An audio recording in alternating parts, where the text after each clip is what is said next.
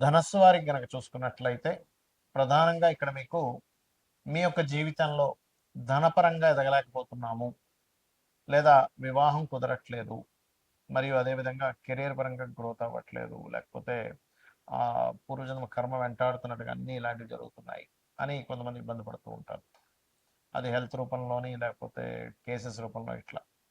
దీనికి మరి ఏం చేయాలి, ఎటువంటి దేవత ఆరాధన చేయాలి అనేటువంటి అంశాలు చెప్తుంది నేనైనప్పటికీ చెప్పిస్తుంది సాక్షాత్ లలిత అమ్మవారిగా భావిస్తూ ఆ లలితాంబిక అమ్మవారి యొక్క అనుగ్రహం పరిపూర్ణంగా కలగాలని మనస్ఫూర్తి కోరుకుంటూ, ముఖ్యంగా ధనుర్లగ్నం వారికి గమనించుకున్నట్లయితే ధనుర్లగ్నంలో ఎవరైనా జన్మించారంటే వాళ్ళకి ఉండే ప్లస్ పాయింట్ ఏంటంటే వాళ్ళు అన్కండిషనల్గా గైడ్ చేయగలుగుతారు. నాకేం లాభము, ఇది చెప్తే నాకేం లాభం అనేటువంటిది వాళ్ళ మైండ్లో ఉండదు అసలు. ఎక్కడో గురుచండాల యోగం గురువు పాడైతే చెప్పలేం కాదు. కానీ వీరికి ఒక మైనస్ కూడా ఏంటంటే ధనుర్లగ్నంలో పుట్టారంటే 99.9% ఆఫ్ పీపుల్, ఎందుకంటే కొన్ని ఒక వేల జాతకాలు పరిశీలన చేసి చెప్తున్నా, వివాహ జీవితంలో ఎక్కడో డిస్ప్యూట్స్ వస్తూ ఉంటాయి. అందులో ముఖ్యంగా శుక్రుడు దశ వచ్చిన, శుక్ర రాసు లేదా గ్రహ దశ వచ్చిన, కాబట్టి ఈ విషయంలో ఖచ్చితంగా జాగ్రత్తగా ఉండాలి. మీకు ఇక ధనాన్ని ఇచ్చే కారకుడు ఎవరు, శని అవుతున్నాడు. 2-3 అధిపతి మీడియేటింగ్ ద్వారా వస్తుంటాయి, కాబట్టి శని స్ట్రాంగ్గా లేకపోతే ధనపరంగా చాలా ఇబ్బంది పడతారు. కాబట్టి ఈ శని యొక్క బలం పెంచుకోవడానికి మీరు చేయవలసింది ఏమిటి అని చెప్పి చూసుకున్నట్లయితే, ప్రధానంగా మీరు ఈ శని యొక్క బలం పెరగడానికి రెగ్యులర్గా మీరు శనికి దీపారాధన చేయడం, గోవుకు బెల్లం తినిపించడం, ఓం ధర్మాధ్యక్ష ధనాధ్యక్ష ధనధాన్య వివిధని నమః చేసుకుంటూ ఉన్నాయి. ఇక సప్తమాధిపతి అంటే వివాహానికి కారకుడు, కెరీర్ కారకుడు ఒక్కడే అయ్యాడు మీకు. కాబట్టి ఈ బుధగ్రహం స్ట్రాంగ్ అయితే కానీ వివాహం అనేటువంటిది ముందుకు కదలదు. సో బుధుడికి సంబంధించిన దానాలు, విష్ణు సహస్రనామాలు వినడము, అదేవిధంగా ఇవి కొంచెం చేస్తూ ఉండాలి. ఈ సప్తమ దశమాధిపత్యం ఒక్కడికే వచ్చింది కాబట్టి బుధుడు కనుక బాగుంటే జీవిత భాగస్వామి కెరియర్ కూడా బాగుంటుంది ఇక్కడ. అయితే ఇక్కడ మీకు పూర్వజన్మ కర్మకారకుడు వీనస్ అయ్యాడు కాబట్టి స్త్రీలతో కాస్త జాగ్రత్తగా ఉండాలి. స్త్రీ మూలకంగానే మీ లైఫ్లో కొన్ని డ్రాస్టిక్ చేంజెస్ జరుగుతూ ఉంటాయి. కాబట్టి కాస్త ఎక్కువగా లలిత చదువుకోవడము, లేకపోతే శుక్రగ్రహం దగ్గర దీపారాధన చేయడము, ఇవి ఎక్కువగా చేస్తూ ఉండండి. ఖచ్చితంగా మీకు బాగుంటుంది. ఇప్పుడు మనం చెప్పుకున్న అంశాలు ఏవైతే ఉన్నాయో, ఎవరికైతే యాక్సిడెంట్ అనుకున్నామో, లేకపోతే షేర్ మార్కెట్లో లాస్ అనుకున్నాం, ఇవన్నీ అసలు ఎప్పుడు జరుగుతాయి లైఫ్లో చూసుకున్నట్లయితే, ఎప్పుడు కూడా దానికి సంబంధించిన దశ రావాలి. అంటే షేర్ మార్కెట్ పంచమం 5 to 8, 11 కాంబినేషన్, ఆ 5 to 8, 11 కాంబినేషన్ పాడైనటువంటి మహాదశ రావాలి. ఆ దశలు రాకుండా మీకు ఏమీ ఇబ్బంది ఉండదు, గుర్తుపెట్టుకోండి. అదేవిధంగా యాక్సిడెంట్ అనుకున్నాం, యాక్సిడెంట్స్ అనుకుంటే 4 and 8 కాంబినేషన్ పాడైనటువంటి మహాదశ రావాలి. అలా కాకుండా బాగున్న దశ అనుకోండి 4 and 8 కాంబినేషన్లో, అప్పుడు ఆస్తులు కలిసి వస్తాయి ఆకస్మికంగా. అది తండ్రి ఆస్తి కావచ్చు, ఒక్కోసారి తాతగారి ఆస్తి కావచ్చు, సొంతంగా సంపాదించుకోవడం అంటే థర్డ్ హౌస్ రిలేటెడ్ ఉండాలి. ఎంతసేపు 4-8 వచ్చిందని అమ్మో నాకు యాక్సిడెంట్ అయిపోతుందని భయపడ్డం కాదు, అది ఒక్కొక్కసారి ఆస్తిని కూడా ఇస్తుంది. రీసెర్చెస్ అంటే ఒక్కొక్కసారి మనం ఏదైనా ఎడ్యుకేషన్ రిలేటెడ్ సంబంధించిన దాంట్లో మనం చేసేటువంటి దాంట్లో పిహెచ్డీలు అవి చేస్తూ ఉంటాం, అటువంటి వాటిల్లో ధనయోగాన్ని ఇస్తూ ఉంటుంది. అదేవిధంగా వివాహం అవ్వట్లేదు, వివాహం అవ్వాలి అంటే సప్తమాన్ని యాక్టివ్ చేసే మహాదశ వస్తుందా లేదా, ఒక్కోసారి సప్తమాన్ని డీయాక్టివ్ చేసే మహాదశలు వస్తుంటాయి, అంటే 6వ అధిపతి మహాదశ. ఓకే, అదేవిధంగా 12వ అధిపతి మహాదశ, లేకపోతే 9వ అధిపతి మహాదశలు, ఇవన్నీ కూడా సప్తమాన్ని డీయాక్టివేట్ చేస్తూ ఉంటాయి. అప్పుడు అది ఏమవుతుంటుంది, మనం ఎంత ప్రయత్నం చేస్తున్నా అది ముందుకు కదలదు. అప్పుడు ఓకే, ఆహా ఈ గ్రహాల వల్ల వస్తుంది కాబట్టి ఈ గ్రహాలకి దానం. ఒక్కొక్క గ్రహానికి పర్టికులర్గా మనకి శాస్త్రాల్లో ఒక దానం చెప్పారు. ఇప్పుడు రవి పాడయ్యాడు, గోధుమలు దానంగా ఇస్తూ ఉండాలి. ఆదివారం నాడు ఆరెంజ్ కలర్ వస్త్రంతో సహా కేజీంబావు, ఏ దానం అయినా కేజీంబావు ఇవ్వాలి, పెట్టుకోండి. చంద్రుడు అనుకోండి బియ్యము, తెలుపు రంగు వస్త్రం, బ్లౌజ్ పీస్.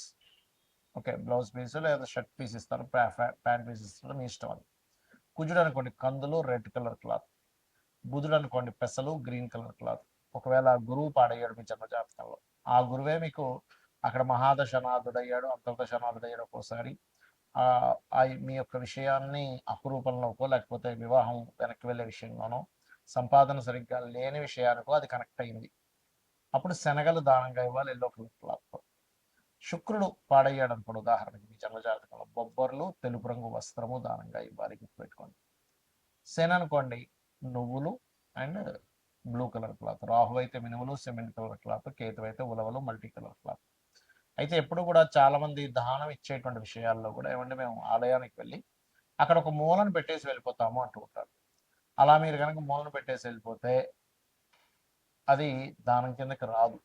మీరు మీ అకౌంట్లో ధనం పడాలనుకోండి ఏం చేస్తారు, మీరు చక్కగా బ్యాంకుకి వెళ్ళి డబ్బులు తీసుకెళ్ళి లేకపోతే చెక్ తీసుకెళ్ళి మీ అకౌంట్ నెంబర్ ఏంటి, మీ పేరేమిటి, ఏ ఏ బ్యాంకులో వాళ్ళకి వేయాలి ఈ అకౌంట్, లేదా మీ అకౌంట్లోనే వేయాలి అనేటువంటి అనేకమైనటువంటి విషయాలు మీరు వాళ్ళకి చెప్పి వాళ్ళ దగ్గర ఒక స్టాంప్ వేయించుకొని రసీదు తీసుకొని వస్తారు. అంటే ఏమిటి, మీరు పర్టికులర్గా మీ గోత్రము నామము ఏ పర్పస్ అనేటువంటిది కూడా దానం ఇచ్చేటువంటి ఎవరికైతే ఇస్తున్నారో వాళ్ళకి మీరు చెప్పాలి. అప్పుడే అది వాళ్ళ సంకల్పం చదువుకున్నప్పుడు ఆ దానానికి వాల్యూ ఉంటుంది. సరే గోవులు మనకి దానం ఇవ్వడానికి సరైన పర్సన్స్ దొరకట్లేదు, గోవుకు తినిపించవచ్చా? ఖచ్చితంగా తినిపించవచ్చు. అయితే నువ్వులు తినిపించకూడదు, అది ఏదైనా ప్రెగ్నెన్సీతో ఉందంటే అది మళ్ళీ మిస్క్యారేజ్ అవుతుందంట, అది మళ్ళీ పాపం పుణ్యం కాస్త పోయి. రవికి సంబంధించిన వాటిలో గోధుమ రవ్వ తినిపించవచ్చు, చంద్రుడైతే బియ్యం పిండి తినిపించవచ్చు, కుజుడైతే క్యారెట్స్ తినిపించవచ్చు, గురువు అయితే అరటికాయలు తినిపించవచ్చు, బుధుడైతే ఆకుకూరలు తినిపించవచ్చు. అందులో గోంగూర తినిపిస్తే గోవుకి చాలా చక్కటి స్ట్రెంత్ వస్తుంది. శుక్రుడైతే తీపి చపాతీలు తినిపించవచ్చు, శని అయితే బెల్లం తినిపించవచ్చు, రాహు అయితే అదే బెల్లము ఉండలు 4 చేసి తినిపించవచ్చు, కేతు అయితే గ్రాసము తినిపించవచ్చు. ఈ రకంగా ఒక్కొక్క గ్రహాన్ని బట్టి మనం వెంటనే ఈ ధాన్యాలు తీసుకెళ్ళి దాన్ని తినిపించడం కాదు. అదేవిధంగా ఎప్పుడు కూడా గుర్తుపెట్టుకోండి, చాలామంది వాళ్ళ లైఫ్లో ఏదైనా ఇన్సిడెంట్స్ నెగిటివ్గా వెళ్తున్నాయంటే వెంటనే వాళ్ళు చూసుకునేది ఏంటంటే ఏలినాడు శని, అర్ధాష్టమి శని, అష్టమి శని, దీనివల్లే మొత్తం లైఫ్ పాడైపోతుంది అనుకుంటారు. అసలు అది కానే కాదు, గుర్తుపెట్టుకోండి. అది కేవలం మీకు స్లో మందుడు అంటారు జ్యోతిషాస్త్రంలో. శనిచ్చర, శని శని అంటే అర్థం ఏంటంటే స్లో మూమెంట్. మనకి ఏదైనా సరే ఒక స్లో అవుతున్నప్పుడే మన లైఫ్లో మనం సరిగ్గా ఆలోచించుకుని ఓహో మనం ఎక్కడ రాంగ్ స్టెప్స్ వేస్తున్నాము, ఎక్కడ రైట్ స్టెప్ వేస్తున్నాం అనే విషయాన్ని మనం పూర్తిగా అర్థం చేసుకోగలుగుతాం. అలాగే మరొక విషయం ఏంటంటే ఇక్కడ గమనించినట్లయితే ఈ యొక్క కాలసర్ప యోగాలు 180 మంది దేశ నాయకులకు ఉంది కాలసర్ప దోషము. మరి వాళ్ళందరూ ప్రెసిడెంట్లు ఎందుకు అయ్యారు? ఒక్కసారి ఆలోచించండి. ఏదో మూఢత్వంలో కాలసర్ప యోగం ఉంది, నాకేమీ కలిసి రాదు, నా జీవితం ఇంతే, నాకేం చేసినా కలిసి రాదు, మూఢత్వంలో ఉండకండి. జ్యోతిష్ అంటే మనకు వెలుగునిచ్చేది, అసలు మీకు రూట్ ఎటుందని చెప్పేది. అంతేగాని నీకు ఎందుకు పనికిరావు, నువ్వు ఎందుకు పనికిరావు అని చెప్పడానికి జ్యోతిష్ అవసరం లేదు, గుర్తుపెట్టుకోండి.